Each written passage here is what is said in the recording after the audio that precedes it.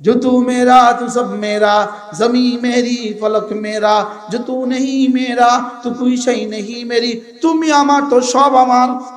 এজন্য এক নাম্বার গুণ হলো আল্লাহকে ভুলে না যারা, দুই নাম্বার গুণ হলো নামাজ পড়ে যারা, তিন নাম্বার গুণ হলো যাকাত দেয় যারা, চার নাম্বার গুণ হলো আখিরাতকে ভয় করে যারা, এরা হলো মানুষ। মানুষ যারা এরা নামাজ ছাড়তেই পারে না, গরু নামাজ পড়তেই পারে না, বিশেষ করে ফজর নামাজ। রাকাতা সালাতুল ফজরে খায়রুম মিনাদ দুনিয়া ওয়া মা ফিহা, ফজরের 2 রাকাত নামাজ দুনিয়ার মধ্যে যা আছে তার চেয়েও দামি। মান সাল্লা সালাতাল ফজরে ফাহুয়া ফি জিম্মাতিল্লাহ, যে ফজর নামাজ পড়লো আল্লাহর জিম্মাতে ঢুকে গেল। তাইলে আমরা মানুষের পরিচয় পেলাম। মানুষের পরিচয় এক নাম্বার হলো লা তুলহিহিম তিজারাতুন ওয়ালা বাইউন আন যিকরিল্লাহ। এবার আল্লাহ তাআলা বলেন ইয়া আইয়ুহাল্লাযীনা আমানু লা তুলহিকুম আমওয়ালুকুম ওয়ালা আওলাদুকুম আন যিকরিল্লাহ।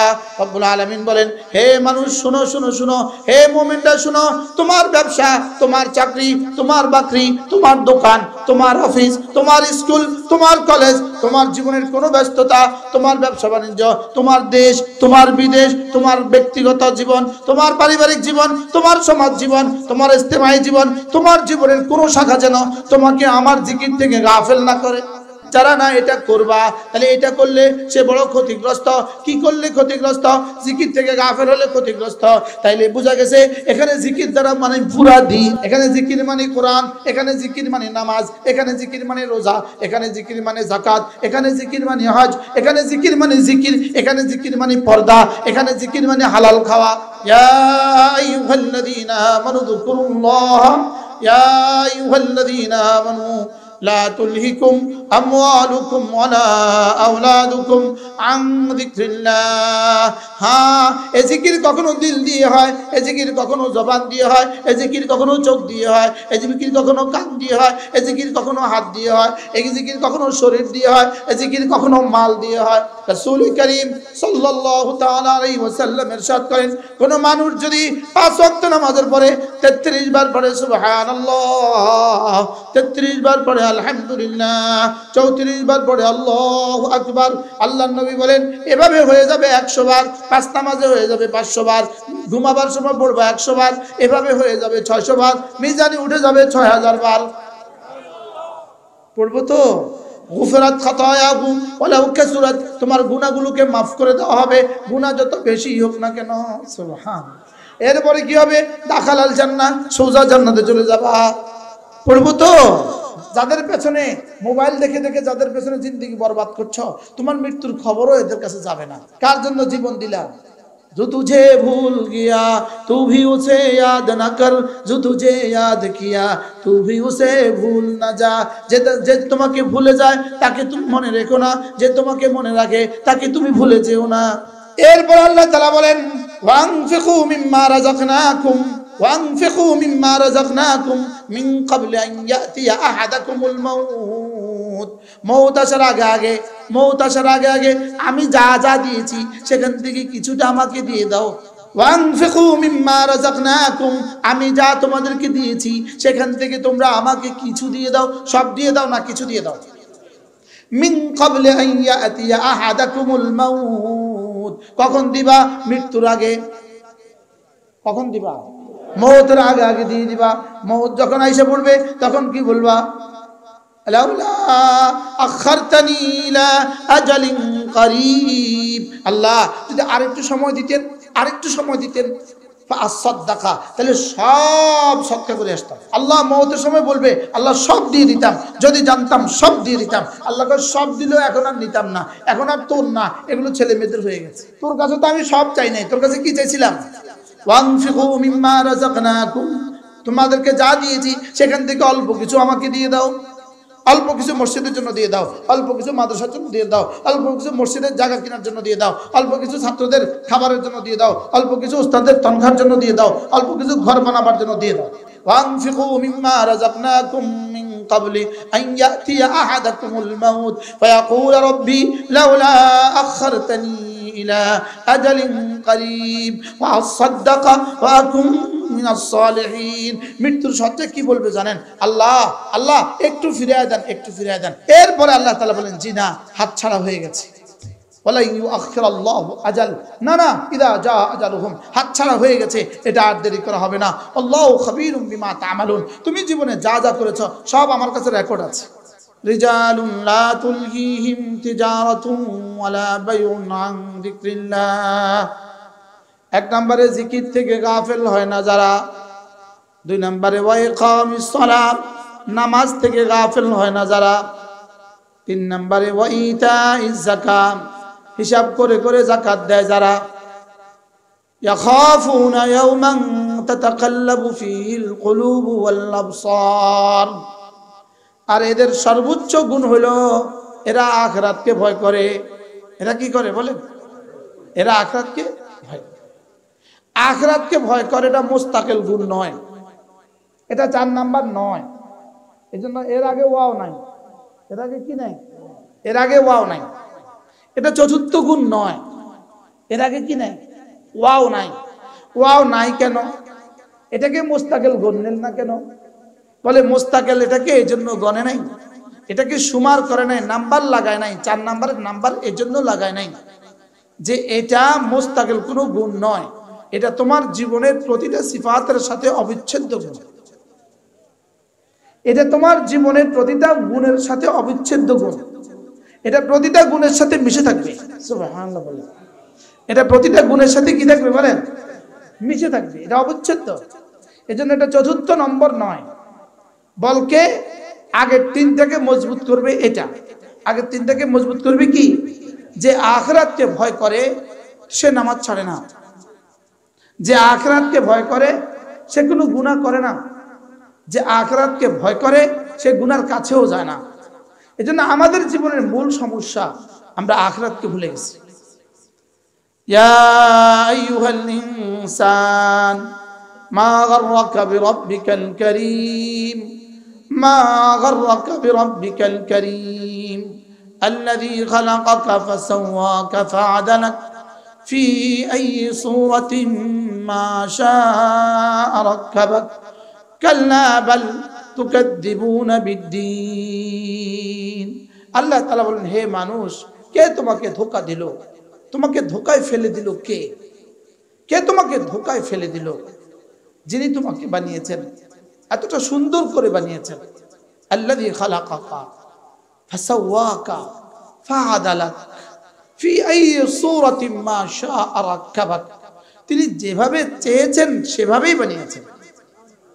ফি আইয়ি সূরাতিন মা শাআ রাক্কাবাক, তিনি যেভাবে চেয়েছেন, যাকে যেভাবে চেয়েছেন তাকে কি সেভাবেই বানিয়েছেন। তুমি তাকে কিভাবে ভুলে গেছো? এটা যেন এমন এক দোকানের মালিক তার কর্মচারীকে কি বলে, আমি তোকে এত কিছু দিয়েছি, তুই এরপরেও কেমনি ভুললি? বলে না, বলে না, আমি তোকে এত কিছু দিয়েছি, এরপরেও তুই কিভাবে ভুলে গেলি? তো আল্লাহ তাআলা বলেন, তোকে আমি বানিয়েছি, শুধু যেন তেন ভাবে বানাই নাই, ফাসাওয়াকা, তোর হাত পা গুলোকে সমান সমান করেছি, ফাআদালাকা, আবার কিভাবে সুঠামও করেছি, সুষম করেছি। সুবহানাল্লাহ। জবান এখানে না দিয়ে যদি পিছনে দিতাম, হযরত মাওলানা হাবিবুল্লাহ মিসবাহ রাহিমাহুল্লাহ তাআলা, আমাদের মাওলানা মুখলেসের আওয়াজ থেকে হাবিবুল্লাহ মিসবাহ রাহিমাহুল্লাহর আওয়াজ ভেসে আসে। মাওলানা মুখলেসের আওয়াজ থেকে কি লাগে বলেন?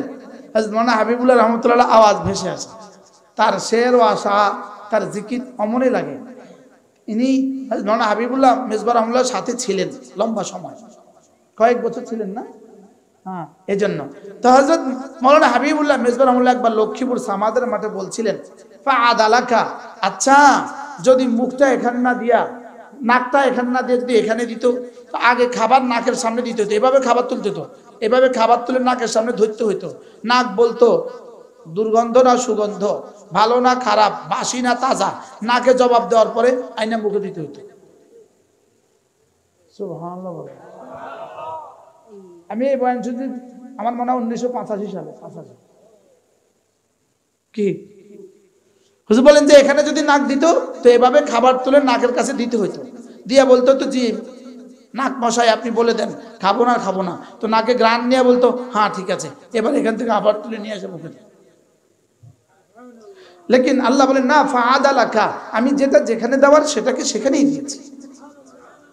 ফাআদালাক। এরপরে আল্লাহ তাআলা বলেন কে তোমাকে ভুলিয়ে রেখেছে, কে কে তোমাকে ভুলিয়ে রেখেছে? তো আল্লাহ তাআলা বলেন কেউ তোমাকে ভুলায় নাই, একটা বস্তু তোমাকে ভুলিয়েছে, একটা জিনিসই তোমাকে আত্মভোলা করে দিয়েছে, একটা বস্তুই তোমাকে আমি থেকে গাফিল করে দিয়েছে। সেটা কি? সেটা হলো তুমি আখিরাতকে ভুলে গেছো। বলেন তুমি কি আখিরাতকে, বাস্তব না বাস্তব বলেন? আমরা আখিরাতকে ভুলছি না? অথচ আখিরাত প্রতিদিন আমাকে ডাক দেয়, আমার কবর প্রতিদিন আমার নাম ধরে ডাকে, আমার কবর প্রতিদিন আমাকে কি নাম ধরে ডাক দেয়, লেকিন আমি তো শুনছি না, আমি তো বুঝছি না।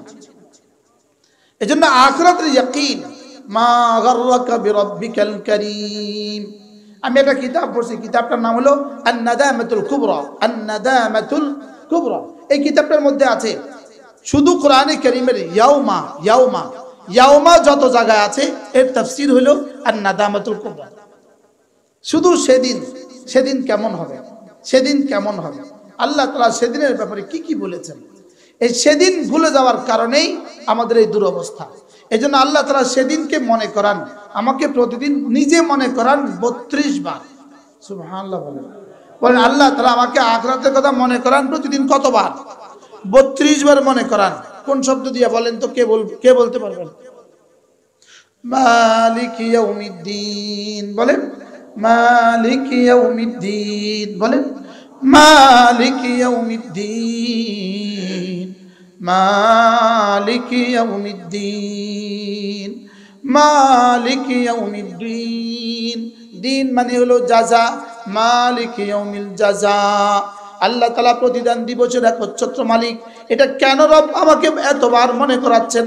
উজুবান মনে করাচ্ছেন 32 বার। উজুবান বলেন, উজুবান বলেন, ওয়াজিব হিসাবে আমাকে এই কথা 32 বার মনে করা। তুমি মনে করো, তুমি এই কথা বারবার মনে করো। সেদিন তো মনে করবেন ঠিকই, লেকিন সেদিন মনে করে আর কোনো লাভ নাই। ইয়াউমাইযি ইয়াতাযাক্কারুল ইনসান, ইয়াউমাইযি ইয়াতাযাক্কারুল ইনসান ওয়া আন্না লাহুয যিকরা। রব্বুল আলামিন বলেন সেদিন কিন্তু তুমি তোমার মনে পড়বে, সেদিন তোমার কিন্তু মনে হবে। তোমাকে যে কেউ মালিক ইয়াউমিদ্দিনের ব্যাপারে বুঝিয়েছিল, তোমাকে যে মালিক ইয়াউমিদ্দিনের ব্যাপারে কেউ বুঝিয়েছিল, মালিক ইয়াউমিদ্দিন আমি যে তোমাকে প্রতিদিন 32 বার করে সবক দিয়েছি, সেদিন তুমি কিন্তু মনে করবা। লেকিন আল্লাহ বলেন ওয়া আন্না লাহুয যিকরা, সেদিন মনে করে আল্লাহ কি বলেন? সেদিন মনে করে আর কি, সেদিন মনে করে আল্লাহ কি? এখনো তো দিল্লিতে বসে কিন্তু মনে মনে মনে মনে করতেছে, মাঝে মাঝে মনে করে আরে এই হুজুরদেরকে জেল জুলুম দেওয়া ঠিক হয় নাই। দিল্লিতে বসে বসে কি করে বলেন? এখন কিন্তু 1000 দানা তসবিহ আছে ম্যাডামের হাতে। এখন তসবিহ কত দানা? এখন কিন্তু 1000 দানা তসবিহ হাতে। এখন বারবার বলতেছে আল্লাহ কয় ওয়া আন্না লাহুয যিকরা। এখন আর মনে করে লাভ কি? এখন ট্রেন তো চলে গেছে, এখন আর বুঝে লাভ কি? ফ্লাইট তো উড়ে গেছে, এখন আর বুঝে লাভ কি? যা হওয়ার তো হয়ে গেছে, এখন আর বুঝে কি? দেখেন আল্লাহ তাআলা আরেক জায়গায় কি বলেন, ফালাম্মা নাসু মা যুকিরু বিহি ফাতাহনা আলাইহিম আবওয়াবা কুল্লি শাই হাত্তা ইযা ফারিহু বিমা উতু আখাযনাহুম বাগতাতান ফাইযা হুম মুবলিসুন ফাকুতিআ দাবিরুল কওমিল লাযীনা যালামু ওয়ালহামদুলিল্লাহি রাব্বিল আলামিন। মানুষ যখন আল্লাহ তাআলাকে ভুলে যায়, বলেন মানুষ যখন কি? আবার বলেন মানুষ যখন আল্লাহকে ভুলে যায়, আল্লাহ তাকে তখন কঠিন একটা শাস্তি দেয়। কঠিন শাস্তি কি? তার সামনে মালের দুয়ার খুলে দেয়। নাউজুবিল্লাহ বলেন মালের দুয়ার খোলে কখন? আল্লাহকে ভুলে গেলে মালের দুয়ার খুলে দেয়। বলেন বলেন বলেন বলেন আল্লাহকে ভুলে গেলে মালের দুয়ার কি? আল্লাহকে ভুলে গেলে মালের দুয়ার কি? খুলে দেয়। তাহলে মালের দুয়ার খোলা এটা খুব খুশির খবর নয়, বুঝে না? এই ওয়াজ তো জীবন আর শুনি না। বলেন মালের দুয়ার খোলা, বলেন এটা সুসংবাদ নয়। তাহলে এটা কি দুঃসংবাদ? না। ঈমান আমলের সাথে যদি মালের দুয়ার খোলে সুসংবাদ, আর ঈমান আমল ছাড়া যদি মালের দুয়ার খুলে দুঃসংবাদ। এখনো বুঝে নাই, ক্লিয়ার হয় না? কি ক্লিয়ার বলেন? ইমান আমলের সাথে মালের দুয়ার খুললে কি, আর ইমান আমল ছাড়া মালের দুয়ার খুললে এটা দুঃসংবাদ। এটা কিন্তু চূড়ান্ত দুঃসংবাদ, চূড়ান্ত দুঃসংবাদ। ইমান আমল ছাড়া যদি কারোর জন্য মালের দুয়ার খোলে, এটা কি? এটা চূড়ান্ত দুঃসংবাদ। এটা হলো কেমন? এটা হলো বড়শি মাছ খাওয়ার পরে সুতা ছেড়ে দেওয়া যেমন। বুঝলেন না? কি বুঝলেন? বড়শি মাছে বড়শি খাওয়ার পরে, বলেন, মাছে বড়শি খাওয়ার পরে যেই সুম্মা টান দিছে লাগছে, এবার সুতা ছেড়ে দেয়। সুতা ছেড়ে দেয় এখন কি লিগা? কেন, কিসের জন্য সুতা ছেড়ে দেয়? মাছ ধরার জন্য না ছাড়ার জন্য? আপনার বড়শি দিয়ে মাছ ধরতে দেখেন নাই? কি দেখছেন? মাছ যেই টান মারে এবার কি করে? ছাড়ে। বুঝে না? ছাড়ে না। এবার মাছে কি করে? দৌড়ে, দৌড়তে দৌড়তে দৌড়তে দৌড়তে ক্লান্ত হয়ে যায়।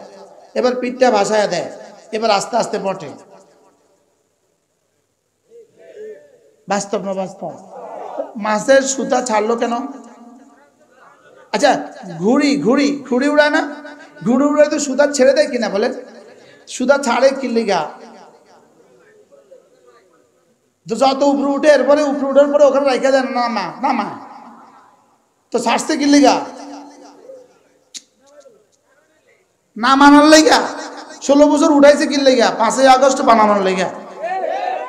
এবার বুঝছে উদাহরণ, মানে ঘুরে ফিরে উদাহরণ না দিলে আর বুঝে না। হ্যাঁ, উঠাইছে কত? আসমানে উঠাইছে। আষাঢ় দিছে কত? যদি 5 বছর পরে আষাঢ় দিত, আষাঢ়টা এত বড় হতো না। কি 5 বছর পরে আষাঢ় দিলে এই সাত দোকানে থাকতো মাতে না? এখন আসেনি, এখন নাই। কি লিগা? উঠাইছে বেশি, আষাঢ় মারাত্মক হয়ে গেছে। কারণ যত উপর উঠাবে আষাঢ় দিতে, তত আষাঢ় দিলে তত মারাত্মক। এই জন্য সাইকেল থেকে পড়ে গেছে, কি আর হইল? ভ্যান গাড়ি থেকে পড়ছে, কি আর হইল? আর এবার প্রাইভেট কার থেকে পড়ছে, এবার হেলিকপ্টার থেকে পড়ছে, এবার ফ্লাইট থেকে পড়ছে। তাহলে ফালাম্মা নাসু মা যুকিরু বিহি ফাতাহনা আলাইহিম আবওয়াবা কুল্লি শাই। এরা যখন ভুলে গেল, আমি তখন খুলে দিলাম। এরা ভুলে গেল, বলে আমি খুলে দিলাম। কি খুললাম? আবওয়াবা কুল্লি শাই। পৃথিবীর ঐশ্বর্যের যত দুয়ার আছে সবগুলো খুলে দিলাম। সম্পদের দুয়ার খুলে দিলাম, ঐশ্বর্যের দুয়ার খুলে দিলাম, ক্ষমতার দুয়ার খুলে দিলাম। এতক্ষণ ওয়াজ, এতক্ষণে কত ফোন আসতো, হুজুর কি কইতেছে, বন্ধ করান। আর কইতো না পারলে এখনো কই চান না। হ্যাঁ, ইনশাআল্লাহ আর কইতো না। কি ফালাম্মা নাসু মা যুকিরু বিহি, দেখেন কিভাবে কোরআন মিলছে। ফালাম্মা নাসু মা যুকিরু বিহি, এরা যখন ভুলে গেল, ফাতাহনা আলাইহিম আবওয়াবা কুল্লি শাই, আমি তখন সব খুলে দিলাম। তাইলে বোঝা গেছে আল্লাহকে ভুলে গেলে মুআযাল্লাহ, আল্লাহ যদি মালের দুয়ার খুলে দেয়, এটা ধরার জন্য না ছাড়ার জন্য? আল্লাহ। এজন্য বেনামাজি বেরোজা, এক ওয়াক্ত নামাজ পড়ে না, রোজা রাখে না, হালালের ধার ধারে না, মাল শুধু বাড়ে। এটাকে বলে ইস্তিদরাজ। সানাস্তাদরিজুহুম মিন হাইথু লা ইয়ালামুন। এদেরকে আমি ঢিল দিচ্ছি, এরা বোঝে না। এদেরকে কি দিচ্ছে? এরকম বেনামাজি মালওয়ালা আছে না নাই? হ্যাঁ, ওরাই তো বেশি। ওরাই তো বেশি। বেনামাজি কি ওয়ালা? বেনামাজি মালওয়ালা। আমাদের লক্ষ্মীপুরে একজন ছিল, পকেটে 3 লাখ টাকা না থাকলে বলে ভাল লাগে না। শুধু এই 2 পকেটে থাকতো 3 লাখ টাকা, 3টা বান্ডিল না থাকলে ভাল লাগতো না। তো একদিন বলতেছে, আমারে বলতেছে আমার যাকাত ফরজ হয় না। আমি কি যাকাত ফরজ কেমনে হবে যদি মাল আরেকজনের হয়? যদি মাল হয় আরেকজনের, তো যাকাত কেন ফরজ হবে? বুঝেন নাই? এই জন্য যাকাত ফরজ হয় না। ঠিক আছে, মানে আমি এত বড় দানবীর, সব দান করে দেই, আমার উপর জাকাত কি হয় না? আমি বলতেছি মাল আরেকজন হলে জাকাত ফরজ হবে কেন? কি হয়? একদিন কইতেছে মসজিদের সব সময় সবচেয়ে বড় নোটটা আমি দেই, যেই মসজিদে যাই সবচেয়ে বড় নোটটা আমি দেই। আমি কইতেছি টাকা যার সওয়াব হবে তার। আস্তে আস্তে কইতাম, চুপ চুপ, আস্তে আস্তে চুপ করে দেখতাম, দেখি অ্যাকশন রিঅ্যাকশন কি হয়। টাকা যার সব পাবে সে, কোনো অসুবিধা নেই। বুঝেন নাই কথা? টাকা যার সব কি সব। তো আল্লাহ তাআলা মালের দুয়ার খুলে দেওয়া এটা পরীক্ষা, বুঝেন নাই? এটা কি? অল্প সময় আমি আপনাদের সামনে আমার পঠিত আয়াতে কারিমা তেলাওয়াত করেছি। মেরে ভাই, ও দুনিয়াতে যত মানুষ ছিল, যত মানুষ আছে, যত মানুষ আসবে, এর মধ্যে মানুষ কারা? আমরা তো দেখছি যারা দু পায়ে চলে তারা মানুষ, আমরা দেখছি যারা হাসে তারা মানুষ, যারা কথা বলে তারা মানুষ। লেকিন মূলত এটা হলো বিজ্ঞানের ভাষা, এটা হলো প্রাণী বিজ্ঞানীদের ভাষা। যারা হায়াওয়ানের নাতে কথা বলতে পারে তারা মানুষ, যারা হাসতে পারে তারা মানুষ, যারা দুপায়ে চলতে পারে তারা মানুষ। লেকিন বানানে ওয়ালারও একটা ভাষা আছে, যিনি বানিয়েছেন তার ভাষাই তো আসল ভাষা হবে, বুঝেন নাই? যিনি বানিয়েছেন তিনি বলবেন কে মানুষ। বিজ্ঞান বানরকেও মানুষ বলতে পারে, মানুষকেও বানর বলতে পারে, লেকিন আল্লাহ তাআলার ভাষায় মানুষের একটা পরিচয় আছে। আল্লাহর ভাষায় মানুষ কারা, সেই সংজ্ঞায় যদি আপনি সংজ্ঞায়িত হন, সেই সংজ্ঞার মধ্যে যদি আপনি আমি পড়ি, তাহলে আমি মানুষ।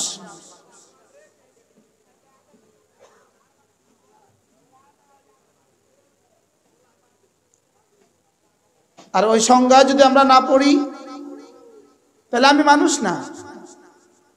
আল্লাহ তাআলা মানুষের পরিচয় দিয়েছেন, চার গুণে গুণী যারা মানুষ শুধু তারা। বলেন, আবার বলেন, চার গুণে গুণী যারা মানুষ শুধু তারা। এই চার গুণ যাদের মধ্যে নাই, এরা আল্লাহ তাআলার দৃষ্টিতে মানুষ না।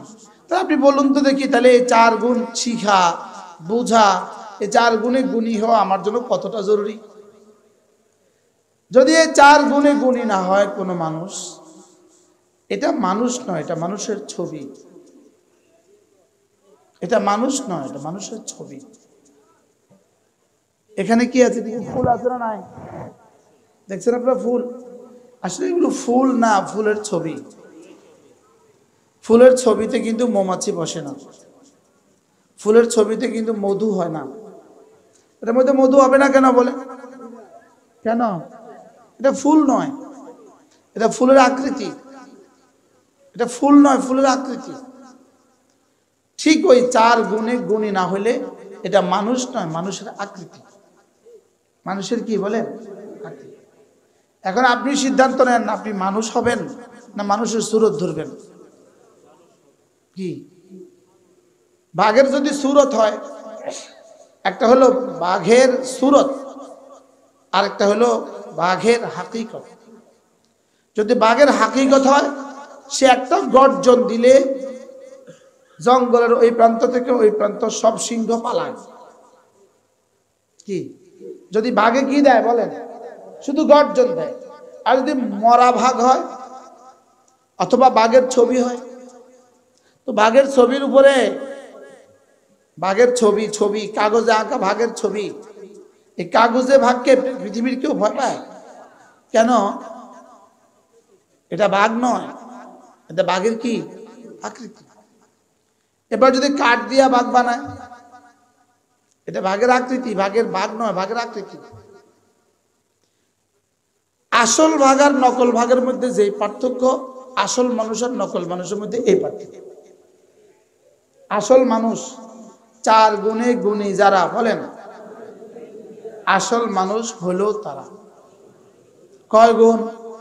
আবার বলেন, সবাই বলেন। 1 নাম্বার, রিজালুন লা তুলহিহিম তিজারাতুন ওয়ালা বাইউন আন যিকরিল্লাহ। 1 নাম্বার, যে জীবনের কোনো অংশে, জীবনে কখনো তার কোনো ব্যস্ততা তাকে আল্লাহ তাআলা থেকে গাফিল করে না। তাকে কি করে না বলেন? আমি ব্যাখ্যা চলে গেলে আপনি নাম্বার ভুলে যাবেন, আগে নাম্বার ঠিক করেন।